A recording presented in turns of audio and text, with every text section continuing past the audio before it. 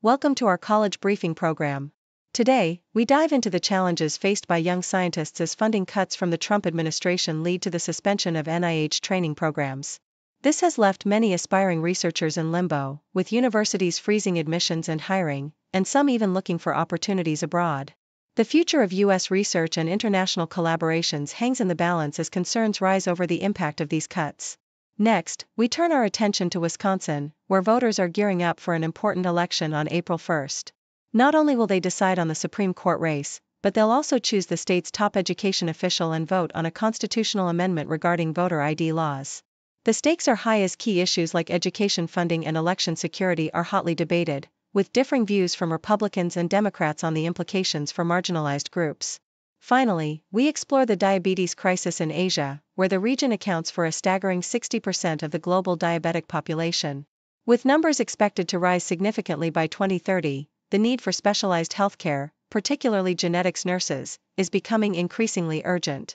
This highlights the critical role that tailored healthcare can play in improving patient outcomes as the prevalence of diabetes continues to escalate across countries like Hong Kong and Malaysia.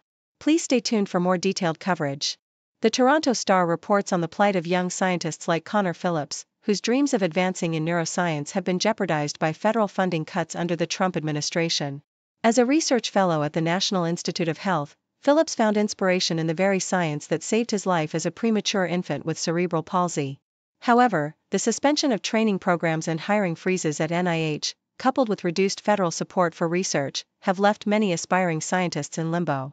With graduate programs cutting admissions and funding uncertainties looming, students like Mira Polishuk express frustration and concern over their futures in research, as the emotional and financial toll of these changes mounts. The Associated Press highlights the critical upcoming elections in Wisconsin, where voters will not only decide on the state's Supreme Court but also on the education leader who will shape K-12 policies amidst a politically charged environment. The race features incumbent Jill Underly, backed by teachers' unions, against Brittany Kinzer, a proponent of private school vouchers endorsed by Republicans. With education funding and standards at stake, the candidates present starkly different visions for the future of public education in Wisconsin. Additionally, voters will weigh in on a proposed constitutional amendment to solidify the state's photo ID law for voting, a measure that has faced criticism for disproportionately affecting marginalized groups. The South China Morning Post emphasizes the urgent need for more genetics nurses in Asia as the region grapples with a diabetes crisis, accounting for 60% of the global diabetic population. With the prevalence of diabetes projected to rise significantly, including cases of maturity-onset diabetes of the young, (MODY), the integration of genetic expertise into diabetes care is becoming increasingly vital. Healthcare professionals, particularly genetics nurses, play a crucial role in bridging the gap between genetic research and clinical practice, ultimately improving patient outcomes and alleviating pressure on healthcare systems. Experts warn that as genetic conditions become more prevalent, the demand for specialized nursing will only grow, underscoring the importance of personalized healthcare in addressing this public health challenge.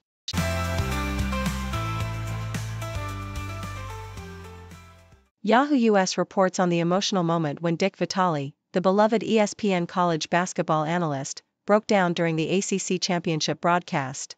As he announced Duke's victory over Louisville, Vitale reflected on his recent battle with cancer, which marked his fourth struggle with the disease in just over 3 years. At 85 years old, he expressed gratitude for being able to sit with his fellow announcers, sharing that the experience felt miraculous. Despite a raspy voice from previous treatments, including surgery for cancerous lymph nodes and radiation for vocal cord cancer, Vitale's spirit remained unyielded. He reminisced about his long career with ESPN and his dedication to cancer research, emphasizing the importance of hope and resilience in the face of adversity. South China Morning Post highlights a concerning trend in South Korea, where young people's views on marriage and childbirth are overwhelmingly negative. A study conducted by the Korean Peninsula Population Institute for Future revealed that more than 60% of posts related to these topics expressed emotions of sadness, fear, and disgust. The findings showed that 67.1% of marriage-related posts reflected negative sentiments, with financial concerns dominating discussions. Despite a slight increase in the fertility rate, the entrenched negative perceptions among the youth suggest deeper societal issues. The director of the research center urged for policy changes to create a more family-friendly environment and to address the challenges faced by young people in balancing work and family life.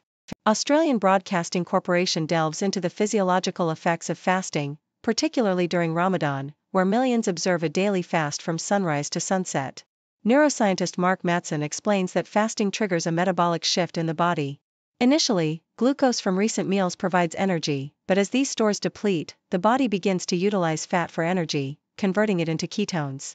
This process not only fuels muscle and brain cells but also initiates beneficial cellular changes, such as reducing inflammation and oxidative stress. While intermittent fasting has shown promise in promoting health, experts caution that it may not be suitable for everyone, particularly those with specific medical conditions or a history of disordered eating.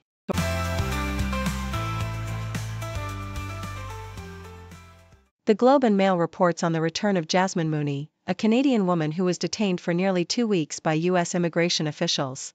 After being denied entry at the California border, Mooney faced harsh conditions at the San Luis Regional Detention Center, where she was held in a cramped cell with inadequate facilities.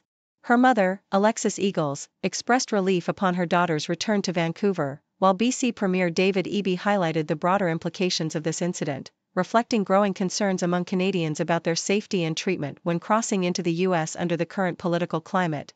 In an opinion piece from the South China Morning Post, the ongoing doctor shortage in Hong Kong is addressed, emphasizing the need for innovative solutions to bolster the healthcare system.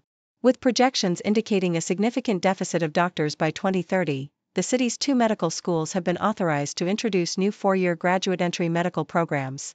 This initiative aims to attract talent from diverse academic backgrounds, fostering a new generation of healthcare professionals who can integrate cross-disciplinary knowledge into their medical education, thus addressing the urgent need for doctors in an aging population.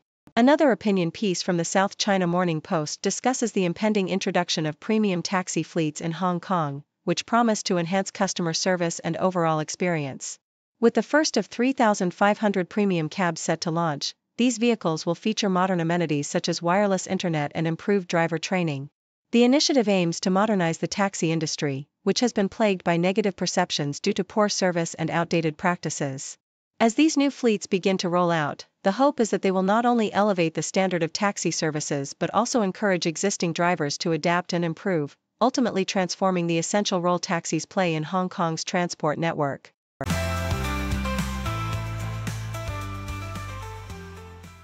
Yahoo US reports that Selection Sunday is just around the corner, with the complete 68-team bracket for the 2025 men's NCAA tournament set to be unveiled soon. As the excitement builds, attention is focused on the automatic qualifier bids that have already been secured by various conference champions. Notably, the Big Ten Championship will conclude the conference tournament action, and teams like North Carolina and Texas are anxiously awaiting their fate, teetering on the edge of being included or excluded from the tournament. Fans are encouraged to participate in the Yahoo Sports Bracket Mayhem game, and a printable bracket is available for those eager to make their predictions as the full field of teams is announced. In a significant development for the Chinese biotech industry, the South China Morning Post highlights Akeso, a drug manufacturer whose new cancer treatment, ivonescimab, has shown remarkable efficacy in clinical trials, outperforming the well-known drug pembrolizumab. This achievement is being celebrated as a pivotal moment for China's pharmaceutical sector, akin to a DeepSeek moment, which refers to a breakthrough that positions China ahead in the biotech race against the US. The company, founded by Michelle Xia, has made strides since its inception in 2012, and the promising results of ivonescimab suggest that China is now leading in the PD-1 inhibitor field, potentially reshaping the landscape of cancer treatment. Yahoo US also shares the story of the University of Maine men's basketball team, which, despite not making it to the NCAA tournament this year, has ignited a sense of hope among fans and the community. The team's recent performance, including a strong run in the America East playoffs, marks a significant turnaround after years of struggle. The Black Bears' journey to the championship game against Bryant was met with enthusiasm at a local watch party, where fans rallied together to support the team. Although they ultimately fell short, the season's achievements, including 20 wins and breaking long-standing playoff droughts, have fostered optimism for the future of Maine basketball, signaling that the team is on the rise and closer than ever to tournament contention.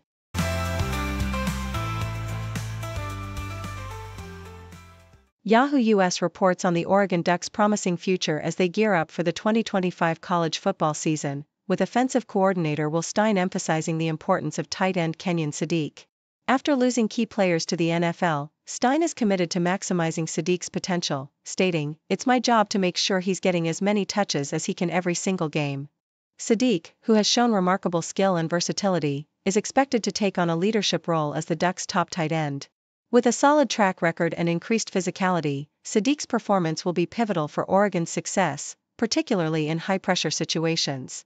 The Independent shares a harrowing story of Wayne Wolf, a Southern California man whose routine knee surgery led to the amputation of his leg due to alleged medical negligence. Wolf underwent surgery for a meniscus tear, but complications arose when a blood vessel was cut, resulting in significant blood loss.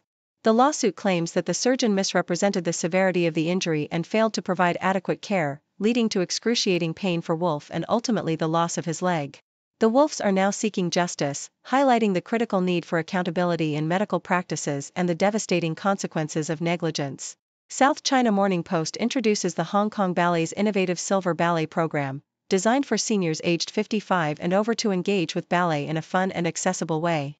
Inspired by a childhood love for dance, participants like 80-year-old Mary Chan are discovering the joy of movement and the health benefits of ballet, including improved posture and flexibility.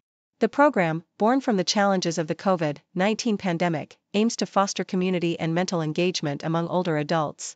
With classes tailored to their needs, seniors are not only learning choreography but also finding confidence and camaraderie, proving that it's never too late to pursue a passion for dance.